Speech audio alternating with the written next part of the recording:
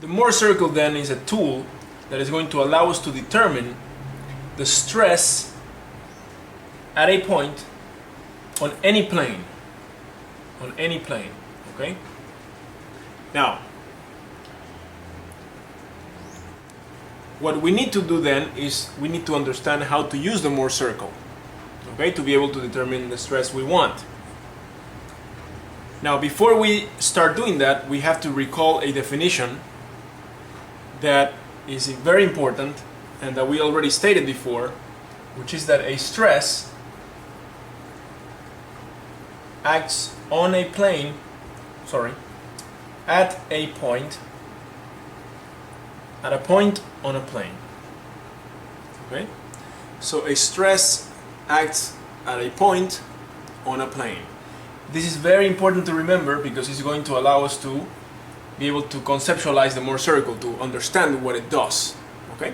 So let's see how we use the Mohr circle. Let's say that we have a point. Okay? We have a profile and we have a point here. Let's say the water table is up here at the ground surface, and this distance is 5 meters. Okay? And let's say the unit weight of this soil is 20 kilonewton per meter cubed, and K is 0.5 rock. Okay.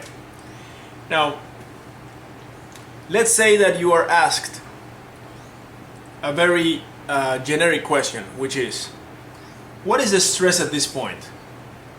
That's it. That's a question. What is the stress at this point? If you are asked this question, you should answer with multiple questions.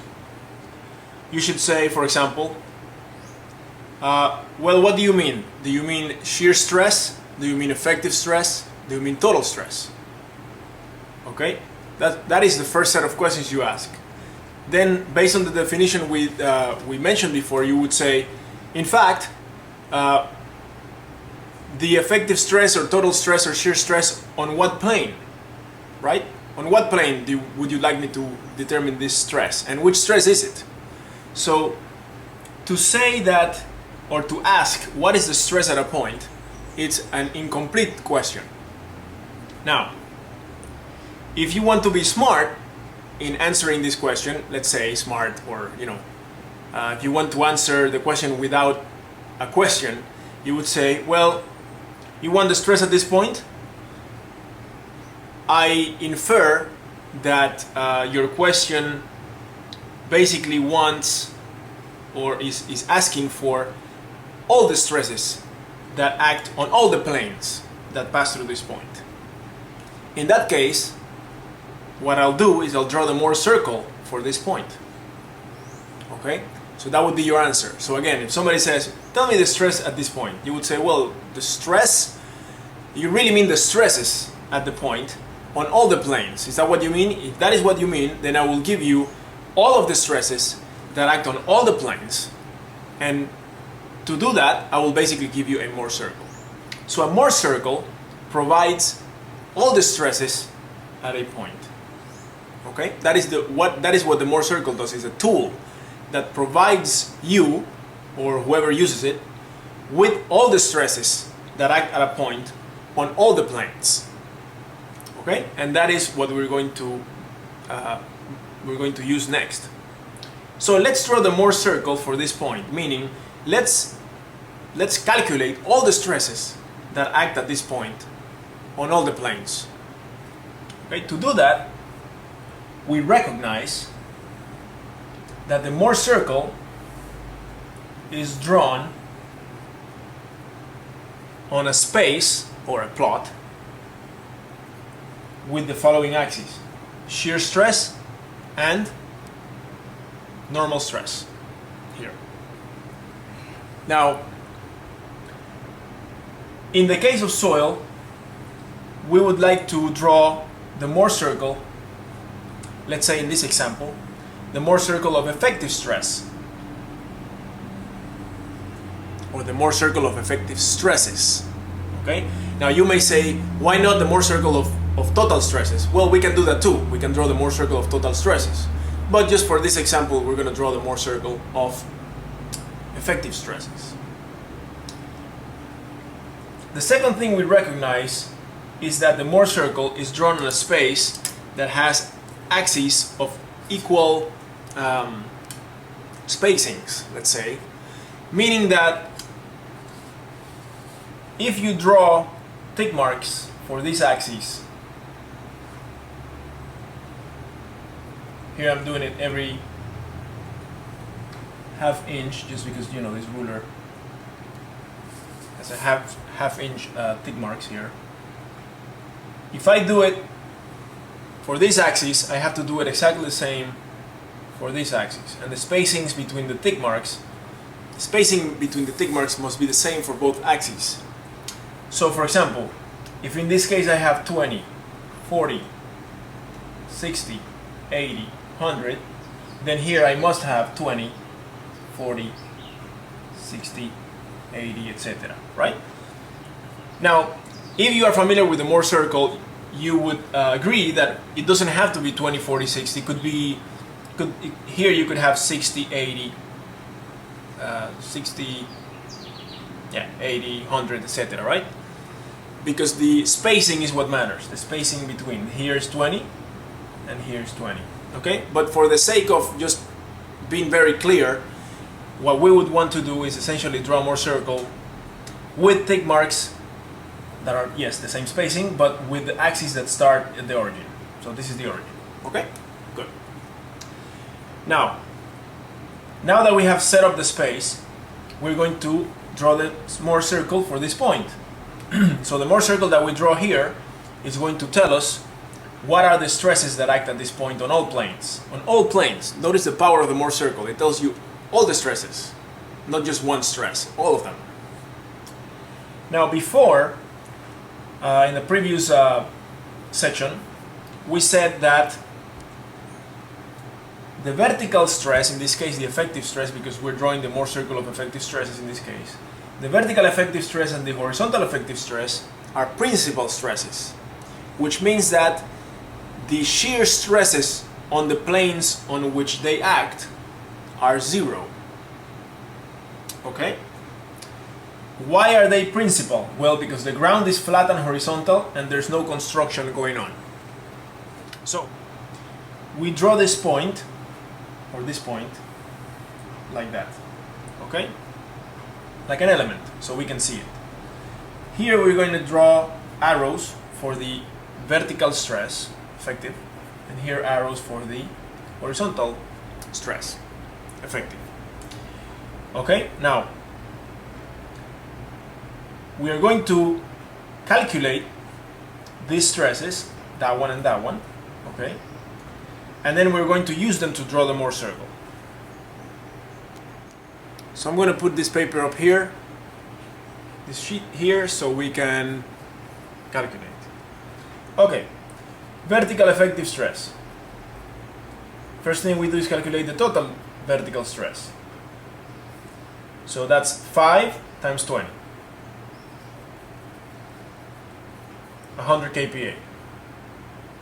U is the pressure head, which in this case is 5 meters, times gamma water. This is approximately 5 times 10, 50 kPa. So the effective stress vertical is 50 kPa. Okay? Now, that's the vertical effective stress, right? So that's this one, 50, 50. Remember, we denote a stress by 2 arrows, a normal stress. Okay, then we say K is equal to 0.5, so the sigma horizontal prime is equal to 50 times 0.5, which is 25 kPa. That's here, 25, 25. So we have 50 and 25. Now we know that the horizontal plane on which the 50 acts is a principal plane, and therefore the tau is 0. If these taus are 0, then these ones must be 0 as well. Okay? So what we have here is a set of stresses that act on two planes, and this is the key to drawing the Mohr circle. Okay? So let me see if we can go like this. In the horizontal plane,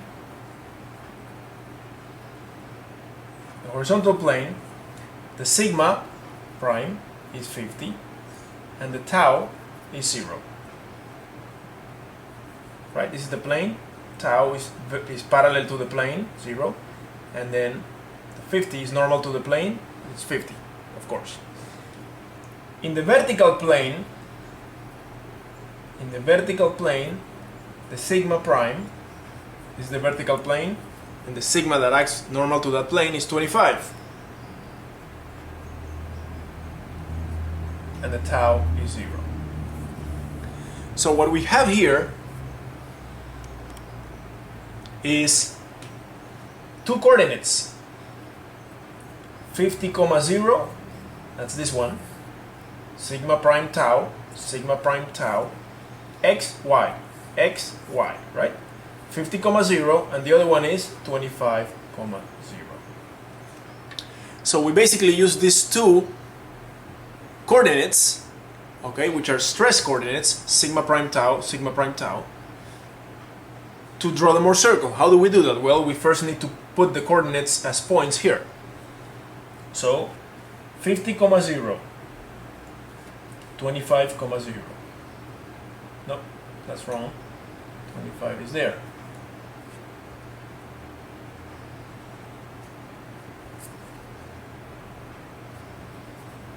That's 30 in the middle, so that's 25.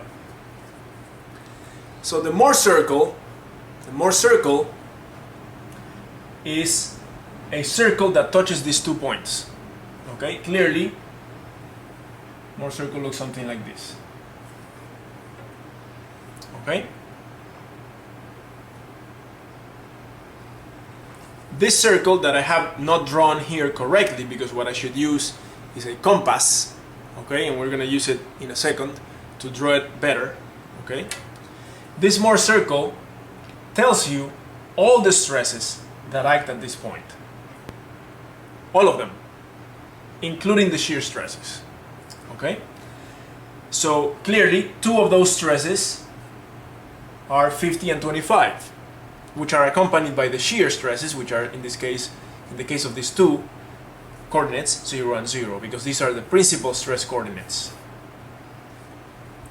Okay? Here we should, before we draw the Mohr circle in a nicer form, we should say that the largest sigma prime in the Mohr circle is that one, right? It's actually this one, 50. And the smallest sigma prime in the Mohr circle is this one, 25. So what we say is that the major one, the largest one, it's given a little 1, that means the major. This is the major principal effective stress. Major principal effective stress, that's 50. And the minor is given a 3. The minor is given a subscript 3. Minor principal effective stress.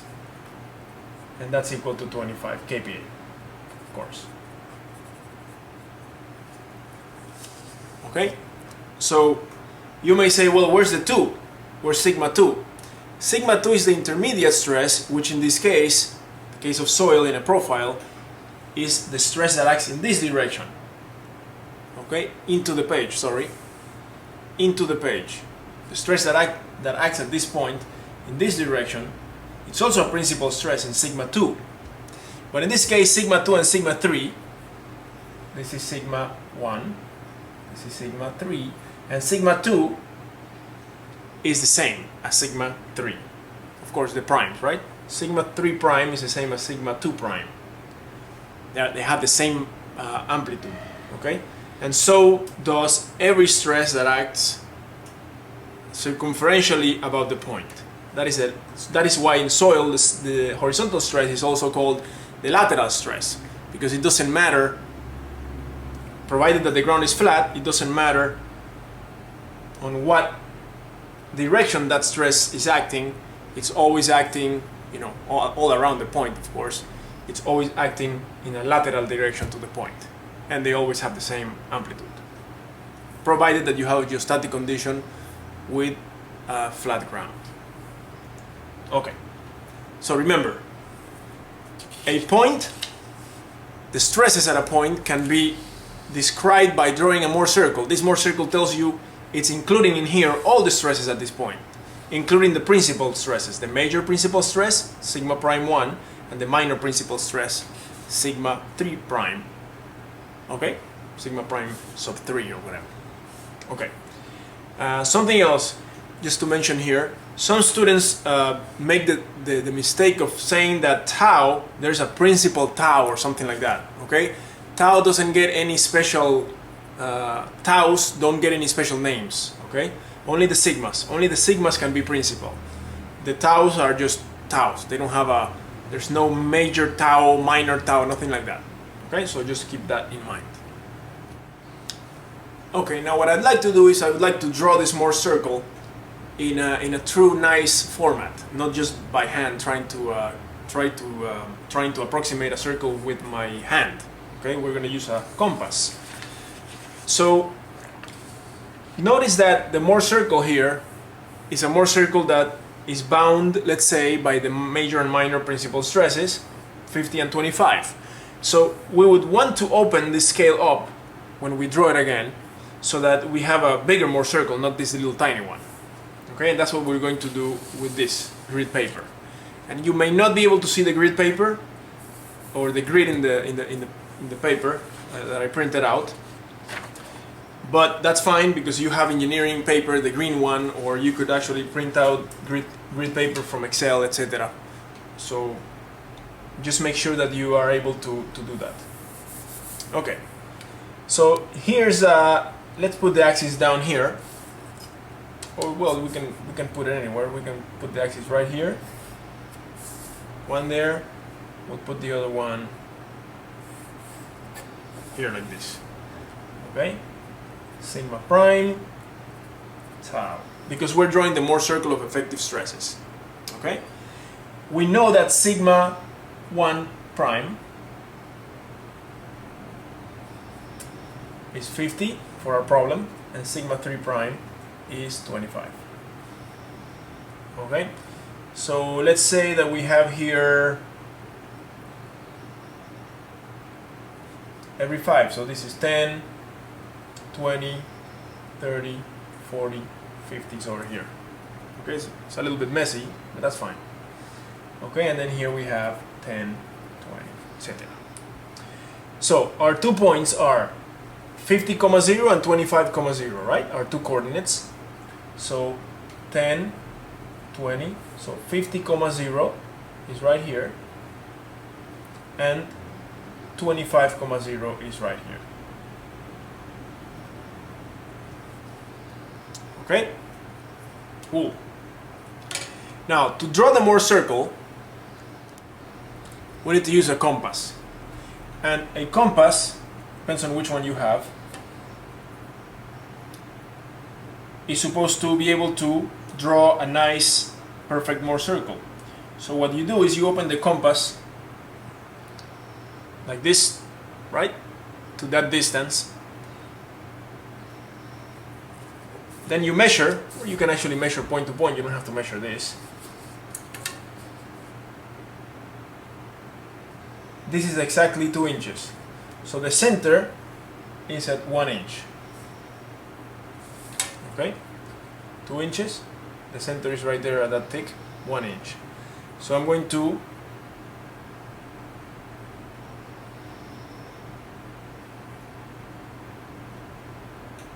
this compass could be a better one. Okay, make sure that the distance from the metal tip to the pencil tip is the same in both sides. This is very simple. You should already know how to do this, but I'm just repeating it here. And then hold on to the paper, then hold on to the compass at the top,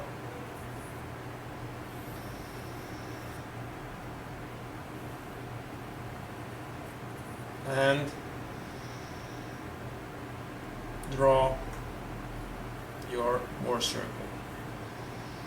Okay, it doesn't matter if you draw it with a very smooth or fine, with a fine line. You don't want to really force it, because then the compass slips.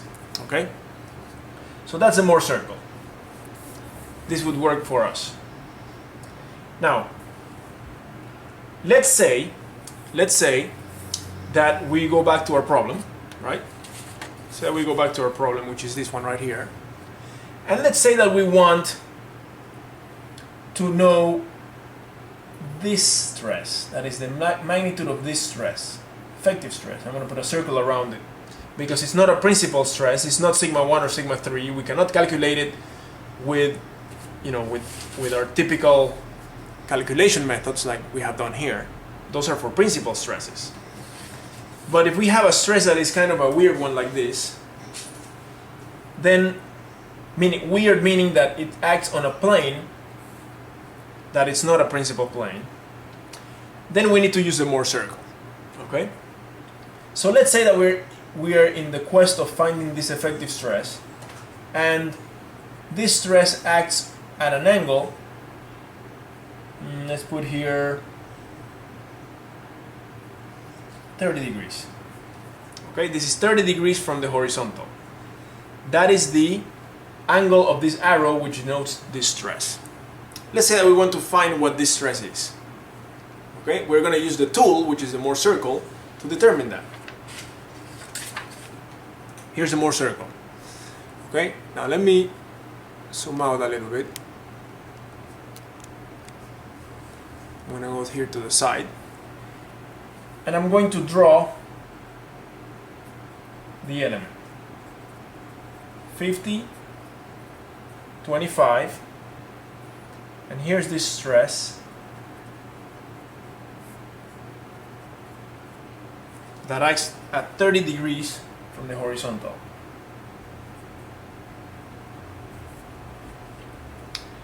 Okay, so that's just a summary of what we have and what we want. We want that sigma prime with a circle around it. So what are we going to do? Well, here is where the methodology of using the Mohr circle appears. So there are many ways to determine this stress with the Mohr circle, and there are even ways to determine that stress without the Mohr circle, using basically the equations of the Mohr circle. You don't even have to draw it. You can use the equations to determine the stress.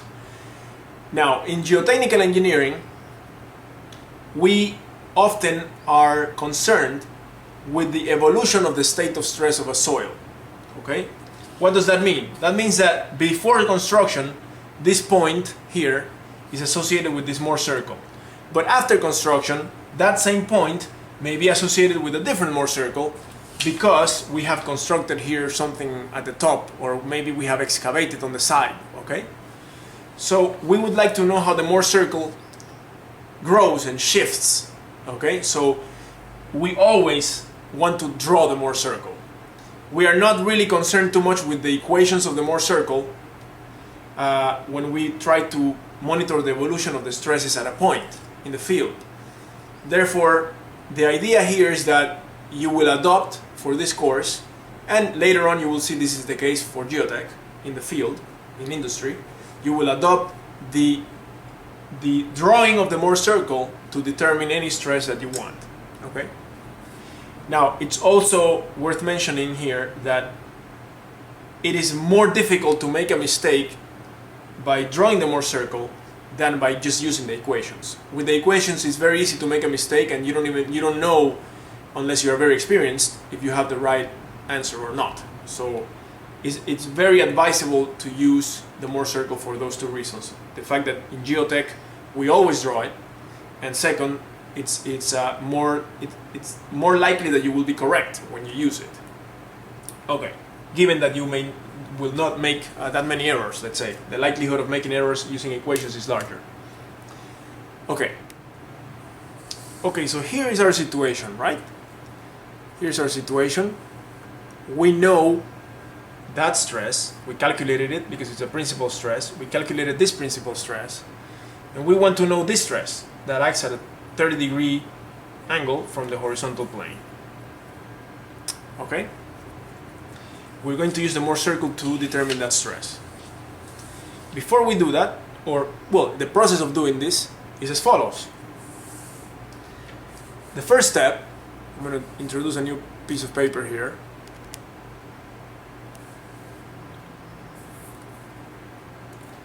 In the first step, we would like to draw that stress that we want.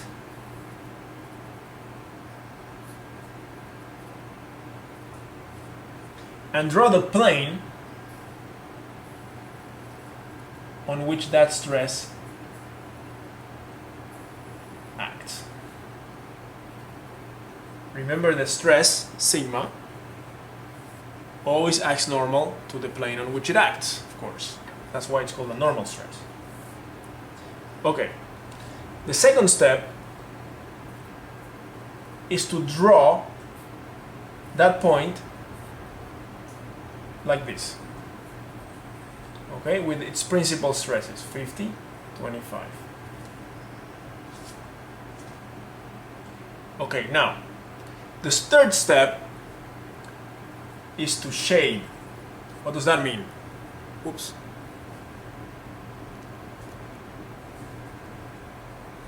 The third step is to shade. We're going to shade a side of one of the element. Okay? We're going to shade a side that we are going to be able to align with this plane. Okay? Now, imagine that this element is something that you can actually grab with your hands, with your two fingers. And you want to align one of these faces of the element with this line, which is the plane in question, right? You could grab it and just put it like this, right? Or you could actually tilt it and then move it like that. It doesn't matter as long as you monitor the process. In this case, I think it's easiest, just nicest, okay, to shade this side. You could also shade this side because this side and this side are one. Okay, remember that this point has no sides. We just draw a square to be able to see. Okay. Now what we're going to do is we're going to grab, so we shaded one side, okay? Now we're going to grab this element with our hand and we're going to align it with this plane.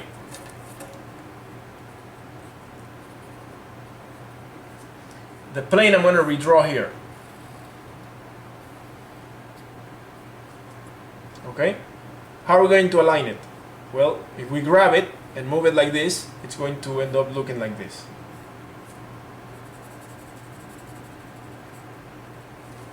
Okay, do you see how it is aligned? Sorry, I didn't have it on the screen there. We grab this element and then just rotate it to align it with the plane in question. Okay, if you want to see something more clearly, let's put a happy face. This is the happy face that you would get right here. It's just a turned element. Okay? Now, that's the fourth step, to align, right? Then you ask the question. You ask the question, how many degrees did I have to rotate this first element that I drew so that it looks like this? How many degrees? Okay? Here's where you have to look at this 30 degrees. If this is 30 degrees, that means that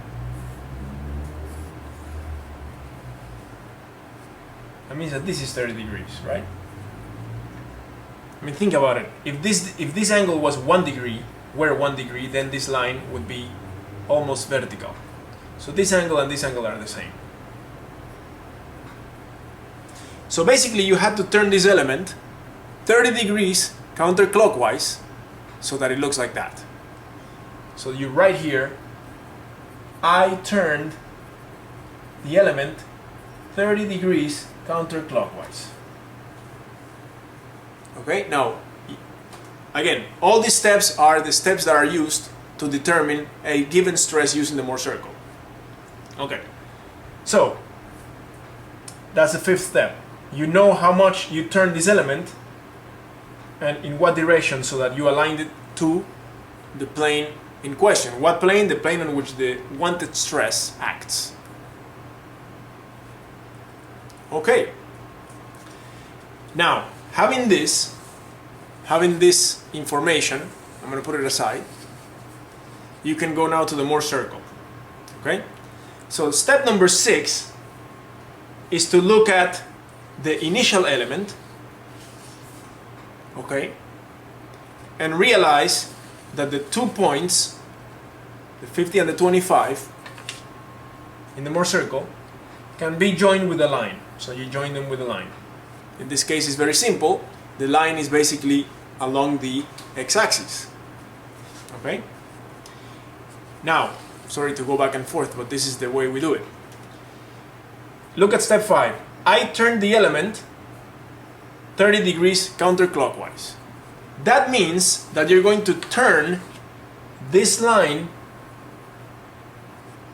double that angle counterclockwise. You're going to turn this line 60 degrees counterclockwise. Okay? Because you turn the element 30 degrees counterclockwise. So when you rotate the element, remember, rotating the element is just a method. You're not really turning the point in the field, etc. Right? This is just a step-by-step systematic way of using the Mohr circle, which is just a tool. So if you turn the element an x amount or x degree, then here you turn the line, or rotate the line, 2x degrees, okay, in the same direction. Here you turn the element 30 degrees counterclockwise. Here we're going to turn the line, rotate it, 60 degrees counterclockwise, okay? So that's why you use this thing here, called a protractor, okay? Basically align it here, 60 degrees.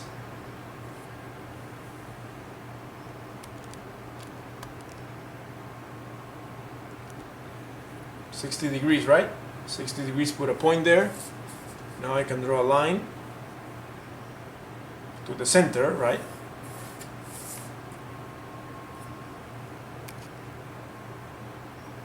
That's my line.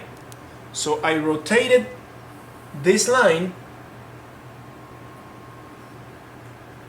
twice 30 degrees, that is 60 degrees, counterclockwise. This is great. I'm almost there, meaning I'm almost ready to find that stress, effective stress, with a circle around it. Here I have 2 new points. 2 new points. This one has coordinates of what? Well, if we read the Mohr circle, the axis, we can estimate, right? So here we have, this is 40, this is 45, so this is about 43, let's say. 43, comma, positive 11. Remember this tau over here, sorry.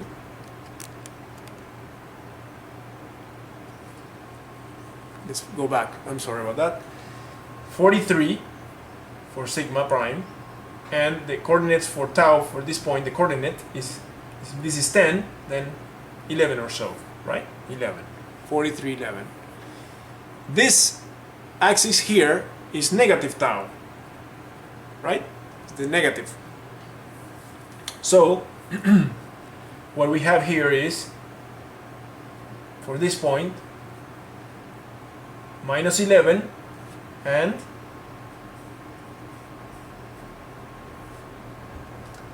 20, 25, 30, 35, so this is about 32, let's say. Okay, now these are, clearly this could be 32.5 or 32.7 or even 33, whatever, right? Because that depends on how nice we draw the Mohr circle and all that. But 1 kPa or 2 kPa is not going to make a difference for engineering calculations in geotech. Okay, so we are okay with using the Mohr circle and approximating by reading or determining the actual values by reading the plot. Okay. Now, the sigma prime with a circle, this one right here, the one we want, right?